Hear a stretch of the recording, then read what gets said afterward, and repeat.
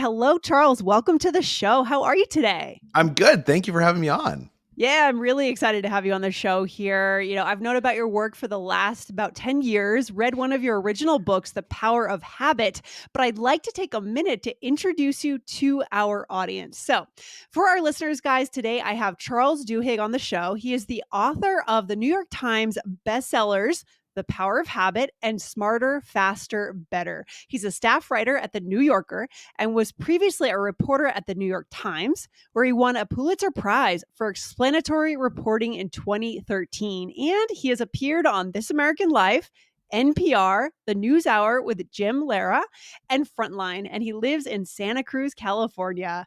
Welcome again to the show, Charles. Thanks. Yeah, well, I started reading your new book called, what is it called? What's the new book that you have out here? Supercommunicators, unlocking how to unlock the secret language of connection.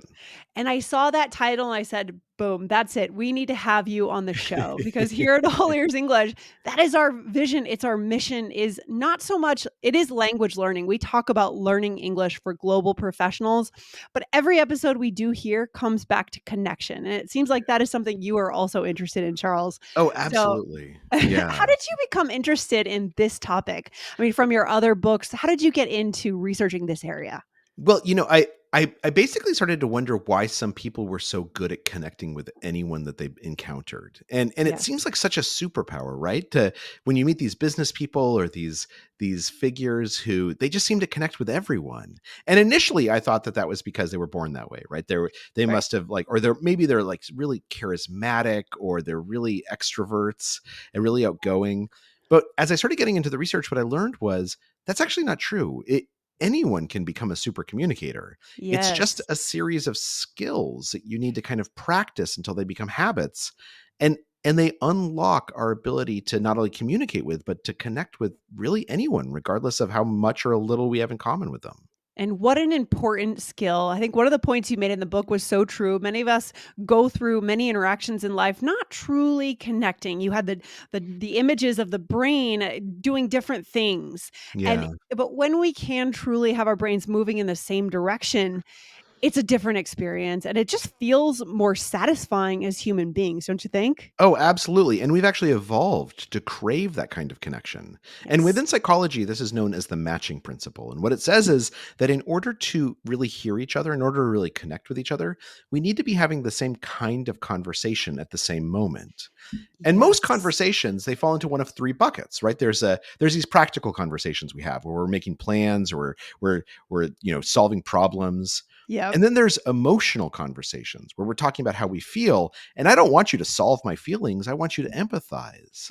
Right. And then 100%. Yeah. and then finally there's these social conversations, which is about how we relate to each other in society and the social identities that are important to us. And Yeah. if I come home and I'm having a bad day and I complain to my wife and I'm having an emotional conversation and she responds by suggesting a solution, like, why don't you take your boss to lunch? Right. We're not going to hear each other. In fact, I'm going Yeah. to get more upset rather than feel good because we're having different kinds of conversations. But if we align, then we can really hear each other. Then we can move through these different conversations together. Yeah, so that is the foundation of the idea. Why do you think most people miss this? Why do you think we tend to not connect in that reason for that conversation? What conversation? Why do we miss this? I think honestly, just because we're not paying attention, right? We've only Mm, really learned about the last three kinds of conversations in the last decade as our ability to do neural imaging and data collection mhm. has gotten better. And I think oftentimes when we go into a conversation, we're thinking about ourselves. What do I want to say? What do I want to get across? What's my Yes. goal? And those are Yes. important to know those things, but it's equally important to think about what the other person needs, what the other person wants to get across, what the Yes. other person's goal is. And Amazing. sometimes what you'll find is that if your goals are in conflict, it's as easy as just saying, okay, look, let's start with your goal and then we'll move to my goal. Let's start talking about emotional topics and then we'll move to practical topics because when we do Okay. that together, then we're aligned. Then we're what in the words of neurology, we're what's known as neurally entrained. I love that term, neurally entrained. So before we get into your tips here, Charles, on what are the three things that we could do to become a super communicator, I think our listeners are going to be really excited to know what they are. I'm curious about the research that was done. Was it done globally, cross culturally, and how could culture I mean, would it change this, or is this just a human? Are these human principles, or So could this be different cross culturally? So Yeah. they are human principles. These three conversations show up in every culture that's been looked at by researchers. But Yeah. you're exactly right that in different cultures, different habits are stronger or weaker, right? Mm, In, for instance, the United States, being sort of confrontational is a habit that's very acceptable that people fall into. I right. don't know if you've spent much time in like Israel, but in Israel, people are very confrontational. And again, Right. Right. it's part of the mores or the culture of the place. Now, Yep. if you go to some place like Japan, where I spent last Yes. summer, then Okay. then people have just as many issues. They have just as many disagreements, but the culture is to express those differences or this express our needs a little bit differently. And Okay. what's important here is not to think that different cultures have different rules, but to recognize every culture has the same basic rules, but they get expressed in slightly different ways. And I, as an outsider, I need to learn what Mm, those cultural rules are. Because once I yes. do, then I'm going to know that if somebody is, and I used to live in the Middle East and this happened all the time. Lived in Okay. Egypt, is that nobody ever tells you no because it's rude to say no. So after Ah, a little while, you learn that like, even if they're saying not right now, what they really mean is no. right. Right. And it's my Yeah. job to learn that lesson and to pay attention to it. Of course. I had a similar experience. I lived in Japan for a little while, and Okay. something similar where there are certain words that are not no, but they mean no. Right? So it's Yeah. reading between the lines, right, Charles? Just really Yes. understanding that.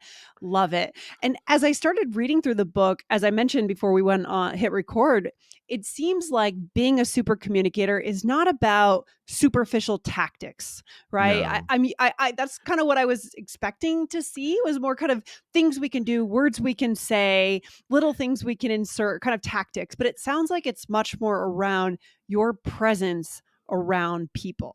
Is That's that would you absolutely right. It's about bringing your about bringing authenticity to a Yeah. conversation. You know, one of the things that we know super communicators do so well is that they ask a lot of questions. And in particular, they ask what are known as deep questions. And a deep question Yes. asks about our values or our beliefs or experiences, which can sound overwhelming, but it's as simple as if you meet someone who's a lawyer, say, saying, Yeah. Why'd you decide to go to law school? Yeah. Like what do you love about practicing the law? What's your favorite case?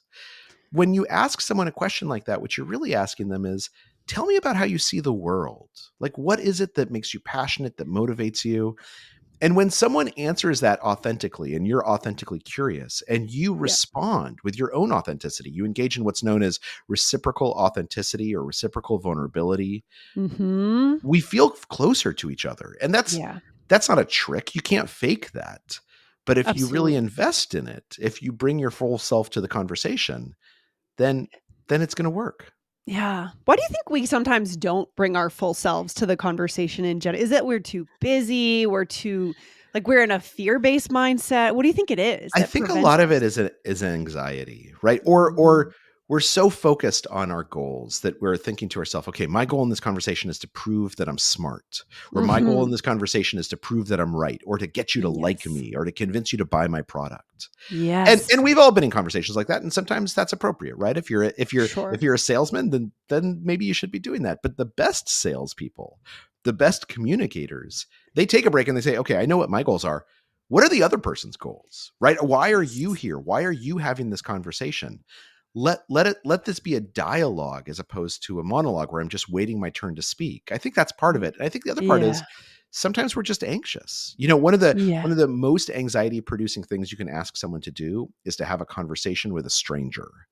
Interesting. And yet Yes. yet we do this all the time and they go fine. They go great. Right. And I think that Right. sometimes we just have to remind ourselves to have a little bit less anxiety. In fact, there was a study that was done by some professors at Harvard Business School where they told students, "Okay, you're going to go have a conversation with a stranger. Before Mhm. you do, write down 3 topics you might want to discuss. Just take Okay. 10 seconds to do this. Like, Mhm. last night's game and what you're doing this weekend, and then stick it in your pocket and go have the conversation." And what they found is that those topics almost never came up. But the fact Yeah. that people had them to fall back on made them feel so much more confident and so much less anxious in that conversation. And of course, Mm. we can do that before any conversation. We can just take 5 seconds to think like, "Okay, what do I want to talk about? What might come Yeah. up?" And it might not come up, but if there's a silence, you've got something in your back pocket. I love that. Right? Because there's nothing more human, and I think you might have mentioned this in the book, and I agree, than conversation. There's nothing more powerful nor more human than conversation. It is our basic nature.